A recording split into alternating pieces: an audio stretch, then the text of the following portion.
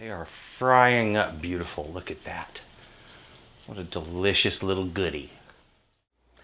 Today I'm going to be making corn fritters. Corn fritters are good. Corn fritters, well, they go way back. All right, this is an old recipe, and it's certainly not an American recipe. Fritters, which is, let's boil this down. What is a fritter? Well, first you make a super soft, kind of very wet dough or batter. It can be either. It can use yeast or baking powder, but they both work. You produce a batter. You put fruit in it. You can put vegetables in it. You can put meat in it. And then you fry that up. It can be fried in oil. It can be just fried flat on a hot surface with a little bit of oil on that surface. So a fritter is made in almost every culture on earth, okay? One version of it or another. So it's kind of hard to date it, all right? And these things have been made for basically as long as mankind has been recording recipes. There's a lot of different kinds, and they're all really good. Today it's going to be a corn fritter, and I'm going to try to keep it real southern, okay? So we're going to do a cornmeal corn fritter with some fresh corn and some, well, cornmeal, and, well, you'll see the other ingredients. It works nice. Please take a look at the links in the description box below when you're finished with this video. There's some really cool stuff there, and that's also where I post the recipe and stuff like that. Okay, let's get in the kitchen. It's time to make us some corn fritters. Come on. The ingredients that we're using today, very simple, delicious ingredients. We've got some cornmeal back here, and milk, eggs, some all-purpose flour, baking powder, salt, and of course, king corn right there. We got us some corn. I'm going to be using some fresh corn today, but this should work with either fresh corn, canned corn, frozen corn. It should all work with this same recipe.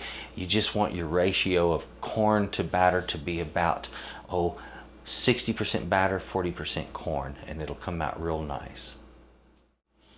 Folks, we need to get started on our corn. Now, if you're starting with fresh corn, go ahead and just dehusk it, get all of that silk out from in between it, and then afterwards we're going to cut that corn off the outside of the cob, and I'll just be slicing downward to cut that off. Easy enough. If you would, please do your corn the same way. And if you're using frozen or canned, I would say on either one, we just want to make sure first the frozen is thawed out before we start using it. And if it's canned, let's drain off any juices, and that way we can get kind of an even consistency on our corn regardless of the type that we use. I have all of my ingredients ready to go to make my batter. My eggs right here in this bowl are ready to go. I'm going to be beating the eggs and the milk together, and then I'm going to start adding in my other ingredients. Now here's the thing of this. It's this stuff right here, folks, the cornmeal. This stuff doesn't just get totally wet the way flour does. You know, when you put flour with some liquid, suddenly it's all completely hydrated, and that's that. Well, cornmeal takes in moisture a little bit slower. Remember, the grains are larger on this stuff, and as a result, it takes in moisture slower. So you want to give the mixture time after you mix it up to thicken a little bit. So don't judge it by the way it comes out when it's first mixed. So that's one of the things I wanted to mention here. And remember, I'm looking for something that is a really thick batter, something I can shape and mold into a nice fritter. There we go. So let's get started. I'm going to beat the milk and eggs together, get my flour and cornmeal in there, and then once that soaks for a little bit, I'll add in the baking soda, salt, and corn, and then we're going to be ready to make our fritters. Don't put your baking powder in there too soon. We want to get it to activate at the right time. My batter has been resting for 15 minutes.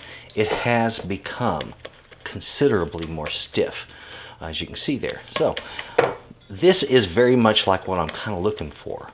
Maybe a little bit on the more liquid side than I wanted. However, I have yet to get more ingredients in here, and we'll see how that affects it before we move on. But I think this is going to work out just fine. We're going to try it out and see what we get at least. Okay, so after 15-20 minutes of resting, after you mix it up, let's go ahead and get the corn, baking soda and salt in there, mix them in, and then we're going to heat our oil to make our fritters. And I have a pan over here with just a very thin amount of oil, maybe 1/4 of an inch of oil in the bottom, and we're going to cook them up in that over a medium-high heat. I have my batter all together here. I've thickened it just a little bit with some extra cornmeal. I used an extra 1/4 cup of cornmeal in there after I added in the corn and the leavening and everything. And right now it's doing its thing. It's kind of puffing up a little bit. It's putting off carbon dioxide, and I can see a difference in the mixture. So it's almost ready. As soon as the oil is hot enough, I'm going to start cooking these. And I'm going to use a thermometer like this and tilt the pan up and check the temperature of the oil to know what temperature I'm about to cook at. Okay, so I've already got my oil in the pan here. It's about 1/4 of an inch of oil, or maybe just slightly more, so this should work out fine.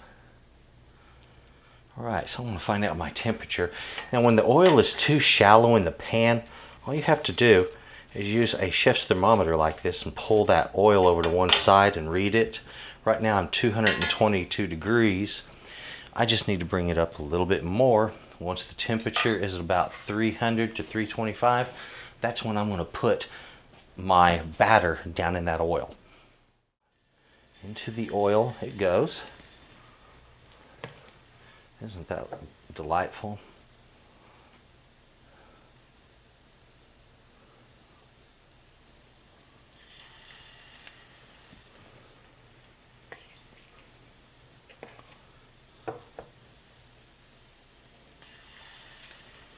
All right, we're going to try cooking up 3 of those first, see what they look like, and I'm just going to wait for them to get a nice even brown on the bottom before I turn them over, and we're going to see how they come out. Looks beautiful, doesn't it?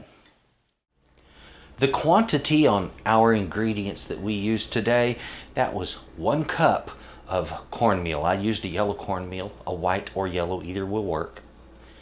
I started with 1/2 cup of milk, 2 eggs, 1/4 of a cup of all-purpose flour, 1/8 of a teaspoon of salt, 1/2 of a teaspoon of double-acting baking powder, and as much corn as you would like to put in there. No more than about 50-50 ratio though. You want to keep it around 40 to 50% corn to batter. So you want your ratio to be nice and even that way. Okay, there it is. That's your ingredients quantities. Let's look at those delicious fritters and see what we got for our trouble. They are frying up beautiful. Look at that. What a delicious little goodie.